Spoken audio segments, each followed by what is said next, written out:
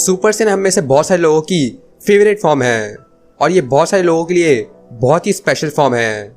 जब ये form I थी तो ये एक लेजेंडरी फॉर्म थी जो किसी और सैयन ने कभी भी अचीव नहीं की थी 1000 सालों के लिए। लेकिन कुछ वक्त के बाद ये नॉर्मल होती गई और कुछ वक्त के बाद ये बिल्कुल भी स्पेशल नहीं थी। ऐसा लग रहा था कि हर एक सैयन के पास ये फॉर्म तो होनी चाहिए, हर कोई इसको अचीव कर लेता है बिल्कुल आसानी से बिना किसी प्रॉब्लम के, जैसे ये कभी स्पेशल थी नहीं। जबकि गो को इसको अचीव करने के लिए बहुत ही ज़्यादा मेहनत लगी थी। गो को क्रेलिन को मरते हुए देखना पड़ा था ताकि वो इस फॉर्म को अचीव कर पाए और वजीटा 3 साल के लिए रो रहा था ताकि वो इस फॉर्म को अचीव कर सके। लेकिन बाकी सारे सैयन्स बिल्कुल आसानी से इसको अचीव कर लेते हैं, स्पेशली यूनिवर्स 6 के सैयन्स और हाइब्रिड सैयन्स जैसे गोटेन और ट्रंक्स। इन दोनों के लिए सुपर सैयन बिल्कुल नॉर्मल है और कुछ भी स्पेशल नहीं है और यूनिवर्स 6 के सैयन्स ने भी इसको आसानी से अचीव कर लिया था। लेकिन ऐसा क्यों हुआ? गोकू और वेजिटा को इतनी मेहनत क्यों करनी पड़ी इस फॉर्म को अचीव करने के लिए और बाकी सारे सैयन्स इतनी आसानी से कैसे अचीव कर सकते हैं इस फॉर्म को? तो आज मैं तुम्हें ये बताने वाला हूँ। लेकिन उससे पहले इस वीडियो को लाइक कर देना और मेरा चैनल सब्सक्राइब करना मत भूलना। So let's go. Super Saiyan बस एक फेरी टेल थी जो कि छोटे बच्चों की कहानी के सिवा कुछ और नहीं थी। लेकिन इसी की वजह से फ्रीजा ने पूरा प्लेनेट ही डिस्ट्रॉय कर दिया और सिर्फ कुछ ही सैयन्स बचे जैसे ब्रॉली, वजीटा, नापा और गोकू। और जब गोकू फ्रीजा से मिलता है और सबसे पहला सैयन जो इस फॉर्म को अचीव करता है वो होता है गोकू। जब वो नामेक पर फ्रीजा से लड़ रहा होता है तब वो ये फॉर्म अचीव करता है और वो भी इसलिए क्योंकि वो साफ दिल का होता है और उसको क्रेलिन की बहुत ही परवाह होती है। और यही देखकर उसको बहुत ही गुस्सा आ जाता है जब फ्रीजा उसके दोस्त को मार देता है। उसको इतना गुस्सा आता है कि वो सुपर सैयन में ट्रांसफॉर्म हो जाता है और वो पहली बार, जबकि 1000 साल से किसी ने इसको नहीं देखा था और ये सिर्फ बच्चों की कहानी थी। इसलिए सबको लगने लगा कि सिर्फ साफ दिल के लोग ही इसको अचीव कर सकते हैं। लेकिन बाद में इसको वजीटा भी अचीव कर लेता है और वो उस वक्त ज़्यादा साफ दिल नहीं था तो उसने भी सुपर सैयन अचीव कर लिया था।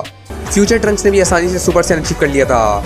अगर तुम लोगों को पता ना हो तो फ्यूचर टाइमलाइन में गोहान के मरने की वजह से वो सुपर सैयन अचीव नहीं करता, बल्कि मांगा के अंदर वो पहले से ही सुपर सैयन अचीव कर लेता है और गोहान को बहुत ही मेहनत करनी पड़ती है सुपर सैयन अचीव करने के लिए। लेकिन वो भी बहुत ही आसानी से बहुत ही यंग एज में सुपर सैयन अचीव कर लेता है और वो एक टाइम के लिए सबसे यंगेस्ट सुपर सैयन होता है। लेकिन उसके बाद गोहान सुपर सैयन 2 अचीव कर लेता है और सब सुपर सैयन 2 अचीव करने में लग जाते हैं, गोकू भी और वजीटा भी। गोकू अदरवर्ल्ड में ट्रेनिंग करता है ताकि वो सुपर सैयन 2 अचीव कर सके, जिसके साथ साथ वो सुपर सैयन 3 भी अचीव कर लेता है। और वजीटा भी 7 साल ट्रेनिंग करता है और वो भी सुपर सैयन 2 अचीव कर लेता है। लेकिन उस पॉइंट पर गोटेन और ट्रंक्स दोनों सुपर सैयन में ट्रांसफॉर्म होना सीख लेते हैं और वो भी बिल्कुल आसानी से। और ये इसलिए हुआ क्योंकि उनके पास ज़्यादा एस सेल्स हैं। जिस सैयन के पास भी ज़्यादा एस सेल होंगे वो आसानी से सुपर सैयन अचीव कर लेगा। तुम्हें अपनी बॉडी में बहुत ही ज़्यादा एस सेल्स चाहिए होंगे सुपर सैयन अचीव करने के लिए और गोटेन और ट्रंक्स के पास बहुत ही ज़्यादा एस सेल्स से और शायद गोकू और वजीटा के अंदर इतने एस सेल्स ना हो, इसीलिए वो इतनी आसानी से सुपर सैयन अचीव नहीं कर पाते। जिसके बाद यूनिवर्स 6 के सैयन्स भी इसको आसानी से अचीव कर लेते हैं, जैसे काबा। जब वो वजीटा से पहली बार मिलता है तो वो भी सुपर सैयन अचीव कर लेता है और कॉलीफ्लावर वो तो अपनी कमर में गुदगुदी करके सुपर सैयन अचीव कर लेती है। और ये थोड़ा अजीब भी है क्योंकि गो को इतनी मेहनत करनी पड़ी सुपर सैयन अचीव करने के लिए और यहाँ पे कॉलीफ्लावर इतनी आसानी से अचीव कर लेती है।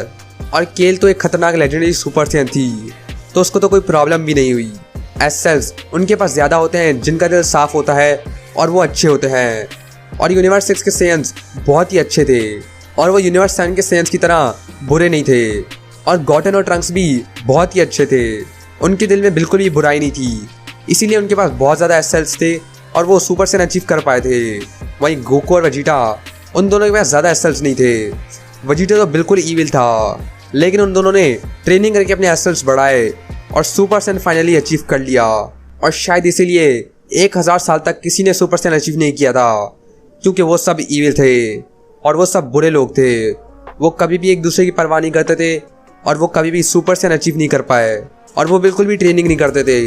इसका मतलब एस सेल्स बढ़ाना बिल्कुल नामुमकिन था, इसलिए 1000 साल तक कोई भी सुपर सैयन अचीव नहीं करता है और आखिर में जो करता है वो होता है गोकू। और जब गोकू क्रेलिन को मरते हुए देखता है तो वो बहुत ही गुस्सा हो जाता है और उसकी बॉडी में एस सेल्स बहुत ही तेज़ी से बढ़ जाते हैं और वो फाइनली एक सुपर सैयन में ट्रांसफॉर्म हो जाता है। वहीं वेजिटा बिल्कुल अच्छा तो नहीं था, लेकिन उसने बहुत ही ज़्यादा मेहनत करी और बहुत ही ज़्यादा ट्रेनिंग करने के बाद उसने फाइनली सुपर सैयन अचीव कर लिया। फ्यूचर ट्रंक्स के पास तो पहले ही काफ़ी एसेट्स थे, तो उसके पास तो पहले से ही सुपर सैयन था और अब सुपर सैयन बिल्कुल यूजलेस बन चुकी है, क्योंकि अब गोकू और वेजिटा के पास बहुत सारी ताकतवर फॉर्म्स आ चुकी हैं, जैसे super Saiyan 2, super Saiyan 3, super Saiyan God, super Saiyan blue, ultra instinct और वेजिटा के पास अल्ट्रा ईगो।